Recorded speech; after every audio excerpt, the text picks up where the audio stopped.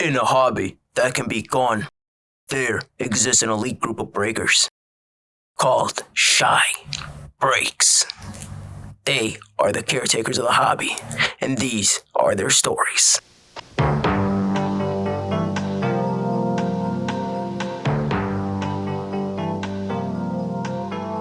am Fly Cardo, and it is Hobby After Dark. You motherfuckers! We're having a few smokes. Frank has closed me in a weird scenario. It's trapped. Trapped in, dude. I don't know how to get out of it, Frank. And you're not leaving until we finish talking about fanatics. But I told you I shouldn't be smoking because the kids don't like smokes. This is going to be rated not for the kids. It's not? It's not for the kids. Rated E. So we can have one, huh? We can have one or two. All right. What do you got for me tonight? Let's talk about Fanatics. They're taking over the NBA, NFL, and MLB card license in 2025 and 2026. Okay. What do you think about it? What's going to happen?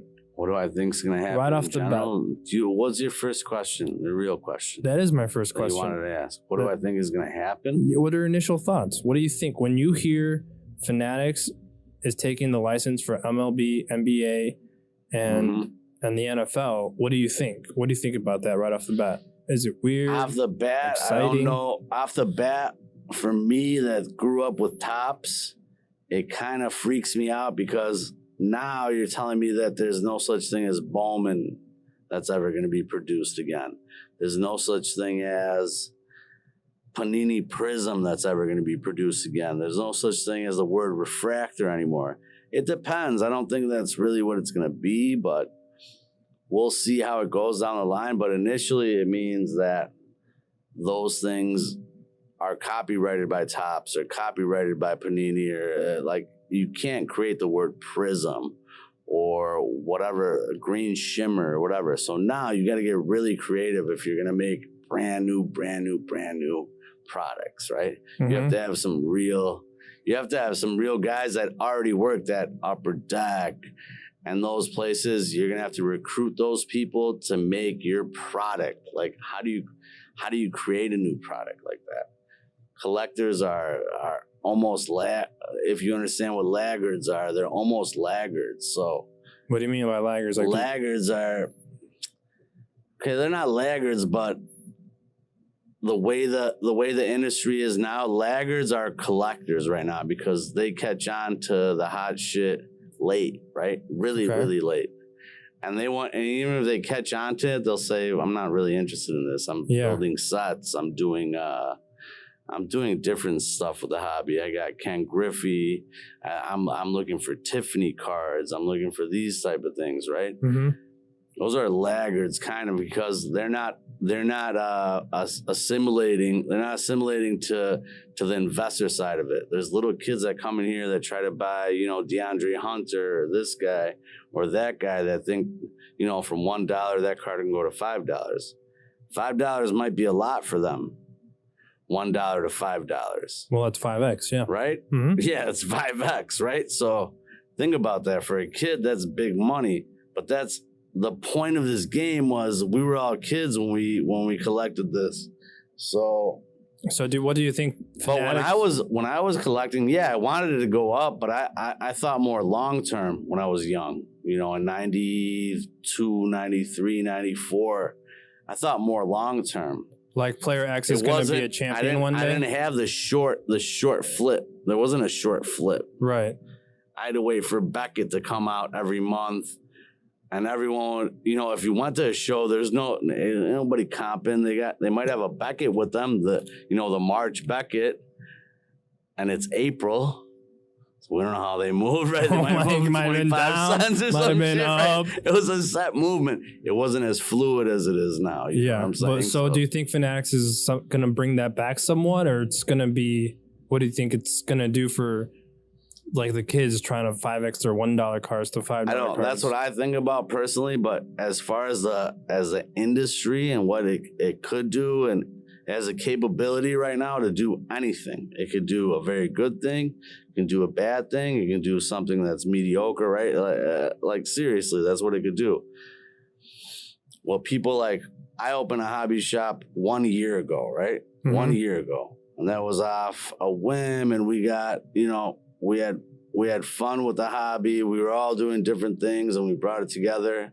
But what can it do for someone that just opened?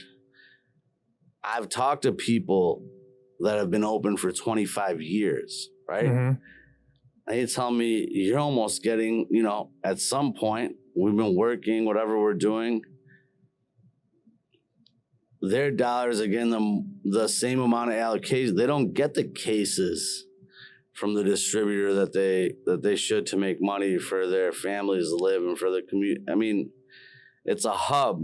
The LCS is a hub, but they don't get that. So once you bring Fanatics in, basically what right now they're telling us, I feel like, is that the hobby shops could possibly be done. But really what they're going to bring is... Well, why would they be done? What do you mean by that? What do you mean?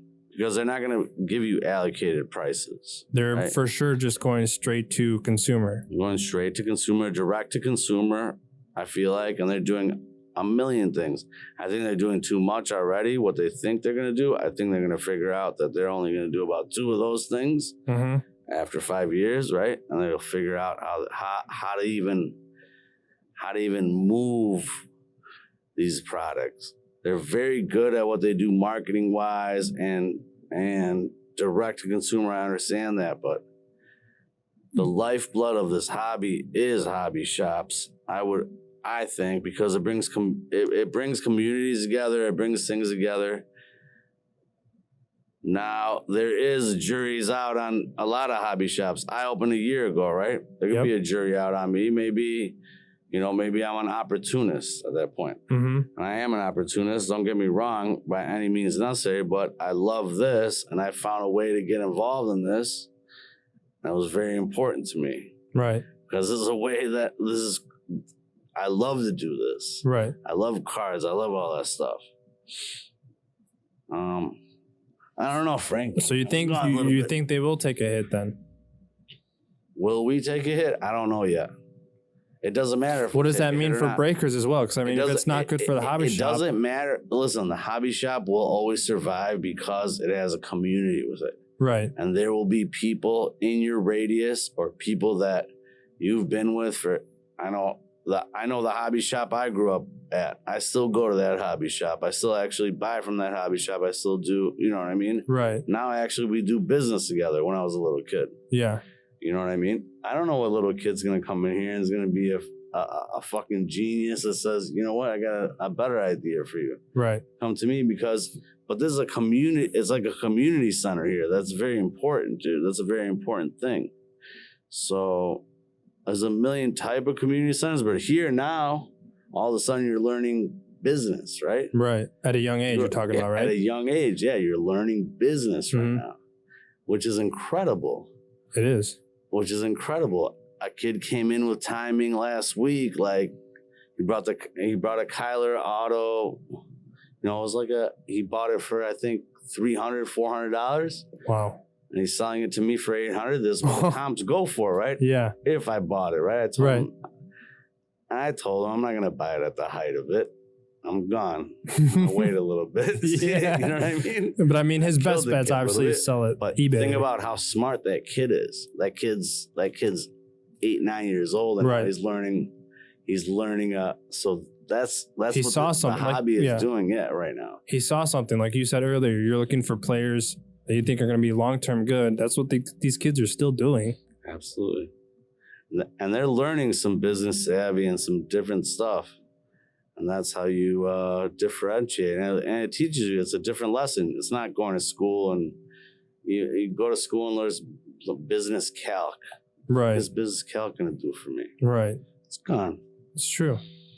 Anyways, but it's awesome in here. Back in the day, it wasn't really like that. It was kind of like that because we wanted, like, I remember when I was a shorty, I would go in to bleachers, my shop that I used to go to, and try to find cards, but I went to, I set up little shows and stuff like that when I was young. Yeah. I would price my shit out, but I would price it to Beckett, right? Right. But now it's just, it's crazy now.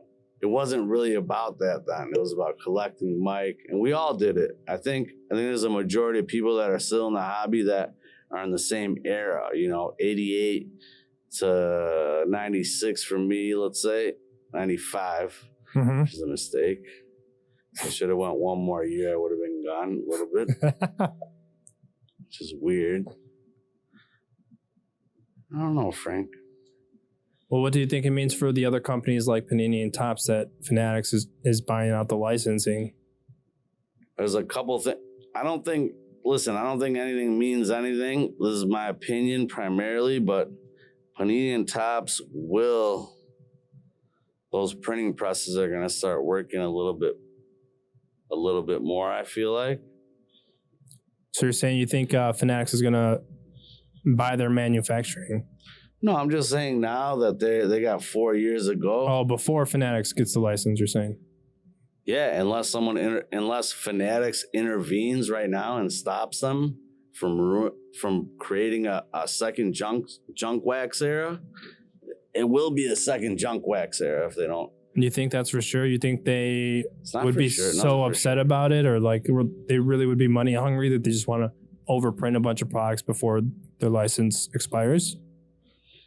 Money hungry? I don't know. I mean, what else is there companies capable of doing? Yeah. Can you explain that to me? Like maybe they do some other things. Right. I mean, they might have, I don't know. It could be like Select, like Select Baseball, where they just don't have jerseys and stuff like that. They're just blanks. Correct. Panini has some guys that are exclusive. They have a couple guys that are exclusive. Who's exclusive, do you think? I actually have no idea who's exclusive to Panini. Kobe was exclusive. Right. I don't think he's got any autos left. Might have some stashed out that they're keeping.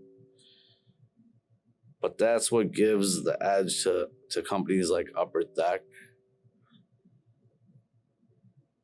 So you think Upper Deck would benefit or not be affected at all by this because they don't have some of those licensings right now, do they? Upper Deck has gone through this before, as other companies have, and they will adjust and we'll see. But the problem is Fanatics going to create, they're almost creating a monopoly, right? Okay, explain. Almost a monopoly. Because they have the NBA PA. They have the NBA. They have the NFL. They have NFL PA. There's a possibility they could go NHL because everyone's going to take the money no matter what, right? So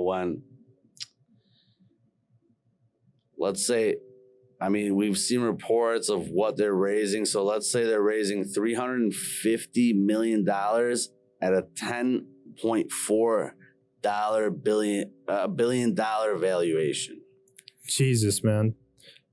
I don't know if you guys do the math on that. I don't know what it makes sense. It seems like a way bigger valuation than it's invested. I mean, don't get me wrong, it's a lot of money invested, but 10 billion is a lot of money. 10.4 valuation. So their first round is about 350 million. Yeah. At that valuation is what? I don't know. You got any math going? I don't know. Is there Shark Tank numbers? Can we get the numbers up here? Are we gone? It's a really big number, huh? It's like 20 something to 1 on that valuation. What does that mean, though? Does that mean it's more? It's pumped up pretty bad. My point is, are they caretakers of the hobby?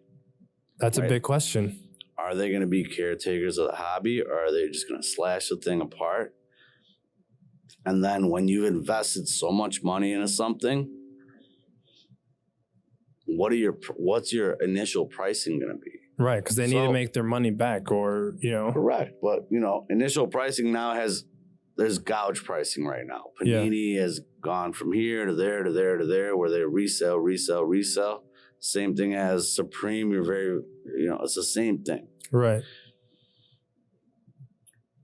Which means shorties are not involved. Again, people have been looking for lottery tickets. It's like the new lottery, basically. It is. It's like a Right? Like I'm gamble at yeah, a scratch office, maybe. It's a good gamble.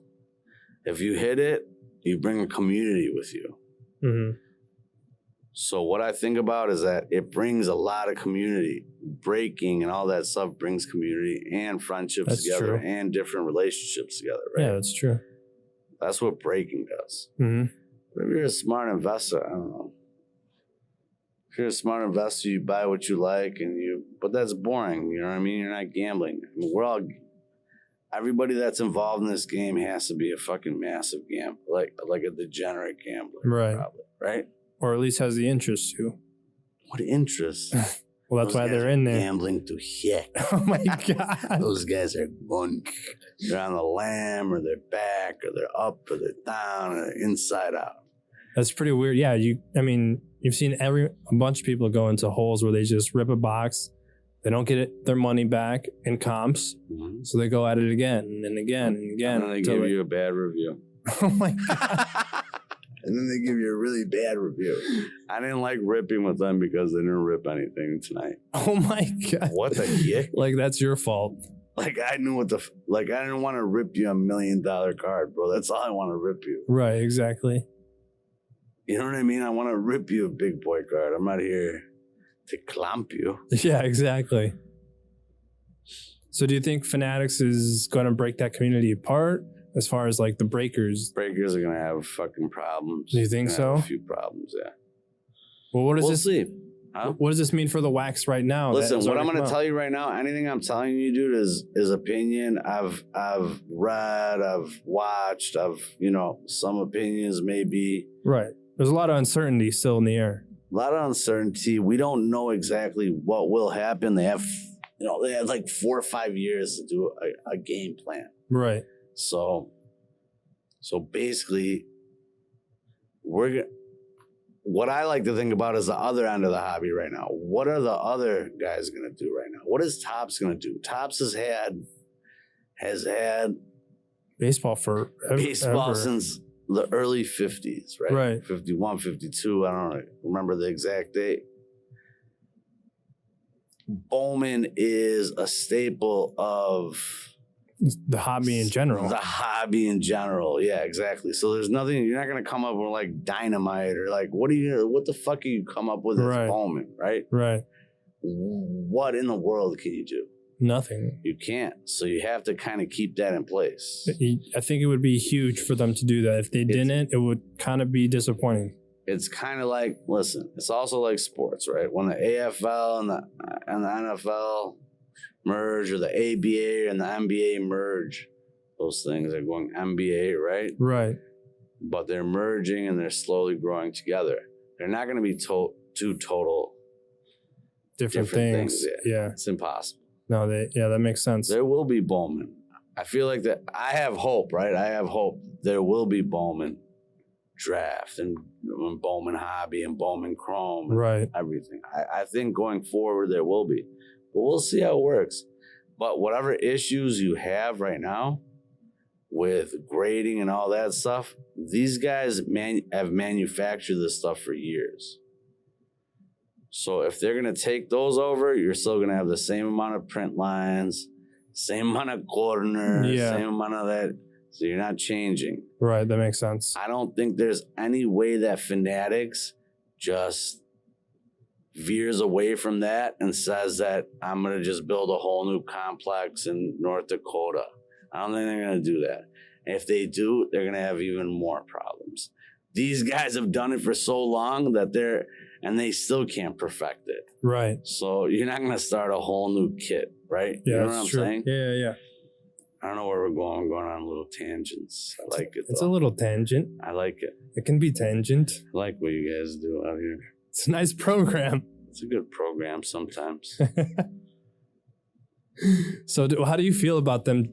Well, from what I read and what I saw is their goal is to be a one-stop shop for everything. So you're going to have grading, selling, buying, ripping all at one time. I think that's something that they can say when they buy, and they do that, but they will never be able to have the resources to actually take care of all those departments. Yeah. It's very hard. It's a very hard thing to do. If it does, if the grading aspect does happen, what do you think that happens to? What happens to PSA and water Becking? in grading. They don't. They cannot That's true. hold any unless they're just they they're buy just sucking up companies. Yeah. Where they say I'm buying PSA again. I mean, PSA got bought for what? 800, I don't know, maybe $1 billion, close to $1 billion. Wow. Net turn, right? You're talking about a company that's worth 10.4 in valuation, which we don't even know if that's real, right? Right. Those guys could swallow them up too if they wanted to. But there's going to be some hardliners that are going to say, nah, fuck that. Yeah. I got the bill. I just kick it with the billion and see if I can come after you guys. It's not going to. It does work because they have the history. The PSA has a history. It's not worth it's worth way more than $1 billion. PSA. Yeah, These guys are doing stuff to the market that's incredible right now. But do you understand what I'm saying? Yeah. They don't get going until 5 years. Yeah. They already know they can't win without. How can you win without having tops? Panini's newer, but they created some sets that are legendary. Classics. Correct. Upper Deck created super classic. Exquisite. The Upper Deck really created it. They're the designers and rookie auto patches and find Reggie and all that stuff. Like that's great design. Those guys are still alive that are designing. They design for Panini. So those guys now will be sucked up to design the same thing. Those guys are old. They just design the same stuff all the time. But they were the originators, like you told me earlier, of the auto on a card, actually. Upper Deck had the first, I think Upper Deck had the first chase ever, auto, Reggie Jackson. I think 1990 Upper Deck had the first auto inside of a pack. Maybe I'm wrong. Fine, Reggie.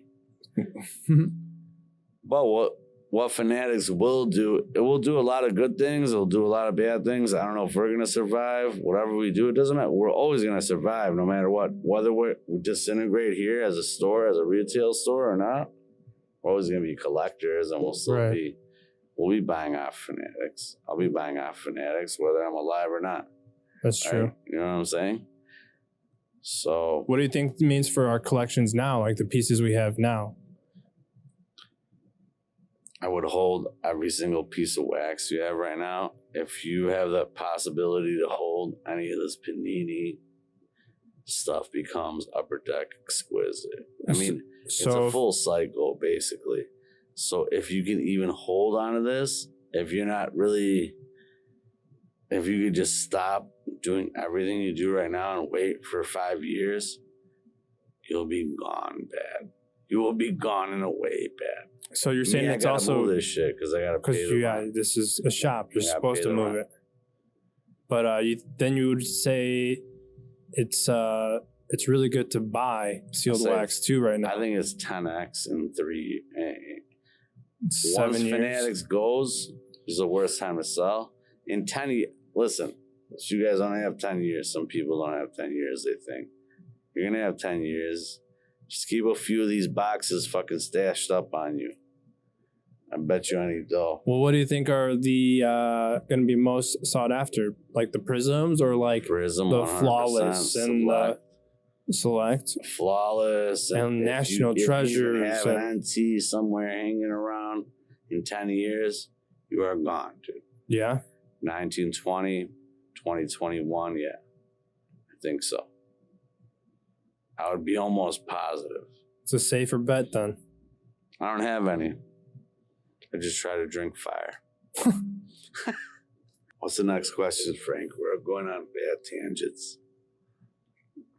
Oh, okay. So also Fanatics said they're giving part of their, I don't know if it's profit or net or their business, but to the actual Players Associations and to the players. Correct.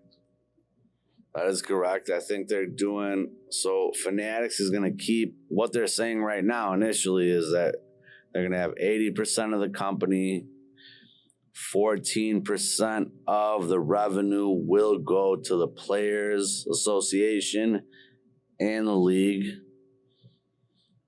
And then 60%, there's some little capital that's coming in. I think those are the guys that are pumping up the valuation. I think those are the guys, Silver Lake and some weird companies that spent $350 at that valuation. Those guys, I think those guys have been influenced in the wrong way. Oh my God. But listen, the point is, there's no reason for panic. You get panic if you want. I just opened a hobby shop last year. This is actually, I think today or tomorrow is our 1-year anniversary. I don't even know. Wow, congrats. Thank you. Thank you for talking to me. But, we did this because we love this thing, right? And we saw opportunity in it where we can make money, right? Mm-hmm. Of course you're going to make money. Mm-hmm. I wouldn't be doing it if I'm not making money. But Panini and Topps will be around now for 4 or 5 years. We will be seeing how the transition goes. You must be careful going forward. I'll tell you that. You must be careful going forward for overprinting. Could happen. They've already been overprinting since fucking last year. So they it have. Doesn't matter. The difference Actually, is it crazy. doesn't matter. I'll tell you guys the truth. If you guys got some shit from like 17, 18, that's a good, let's look at those pop counts, and then let's look at these pop counts. The pop counts have gotten ridiculous. We may or may not be in the fucking livest area of Junk's Wax 2. Mm-hmm. Junk Wax 2. Sitting behind me. But that does not distinguish what high-end products do. High-end products will bring you value if you got the dough to spend on it. If you want a Kyler, RPA, those type of things will pay out. It's a total gamble, right? Mm-hmm. That's all I would say. It's a total gamble. What will happen going into the future is that with the direct, listen, when you're giving 14% or whatever allocation of your money you're giving to basketball players, that means you have direct contact with them and the league, good relationships. So now you can create a lot better collector experience, kid experience, good experiences out of the cards. So I don't think when they move it, it's going to be Kid Reporter every card. You understand what I'm saying? Yeah, it's not going to be Kid Reporter, Kid the Reporter, and you have to fucking bring it in. I think it's going to, what I would do, make one card that is a reporter, that you're going to the Super Bowl. You're going to the NBA championship. Yeah. You pulled it, you're going to that game. You got the ticket for that game. Not 100 of them, right? That would be wild. Which they've done it the whole, Topps has done it. Everyone's done it. But I feel like now that there's so much, when they're so much closer and they have the correct relationships, or like what you said. What you said, Frank. You said, "Oh, go get a signing with this guy." Yeah, go get a signing with this guy, or you get this special promotion card with this guy, or you get a photo op with, Russell Westbrook, whatever it is. I think that's going to be part of the chase. That would be awesome. I think that would keep the shorties around. You know what I'm saying? That's like a Willy Wonka golden ticket. Correct. They've done it. It's not anything new, but I think that's something very special. I don't think Panini does it. Yeah, they get. But you see what we do with the reporters. Kid Reporter, we throw it because there's so many. Everyone can enter a million Kid Reporters. I want to hit that one, or you put a little bit more in the beginning. You put a little bit more. You put as a promotion almost. Correct. Yeah. As a promotion, you put a lot more. And the kids go to the game, they have the best time of their life. You know what I mean? And that's what it's about.